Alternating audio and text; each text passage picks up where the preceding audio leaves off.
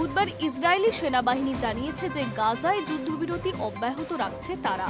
যদিও গাজায় স্বাস্থ্যকর্মীরা জানাচ্ছে রাতভর ইসরায়েলি বিমান হানায় কমপক্ষে 104 জন নিহত হয়েছে।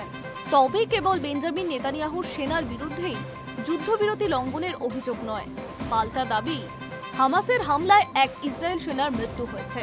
মঙ্গলবার যে ভয়ঙ্কর হামলার কথা বলেছিল গাজার স্বাস্থ্যকর্মীরা, ইসরায়েলের তরফে দাবি যে তাদেরই এক সৈনিকের মৃত্যুর পরেই পাল্টা হামলা চালিয়েছে তারা। নেতানিয়াহুর সেনার তরফে বেসরকারি বিবৃতিতে বলা হয়েছে, চুক্তি মেনে সংঘর্ষ বিরতি লাগু থাকবে, কিন্তু প্রতিপক্ষ হামলা চালালে পাল্টা কঠিন শিক্ষা দেওয়া হবে। উল্লেখ্য, গাজার স্বাস্থ্যকর্মীরা জানিয়েছে মঙ্গলবারের বিমান হামলায় অন্তত 104 জনের মৃত্যু হয়েছে। এর মধ্যে বুরিস শরণার্থী শিবিরে 5টি ইমারত ধ্বংস হয়েছে। ইসরায়েল সেনার হামলায় গাজা শহরে সাবরা এলাকায় আরও 4টি বাড়ি গুঁড়িয়ে দেওয়া হয়েছে। খান ইউনুসে একটি গাড়ির মধ্যে 5 জন নিহত হয়েছেন বলে জানা গিয়েছে। প্রসঙ্গত 2023 সালে 7ই অক্টোবর শুরু হয়েছিল হামাস ইসরায়েলের যুদ্ধ।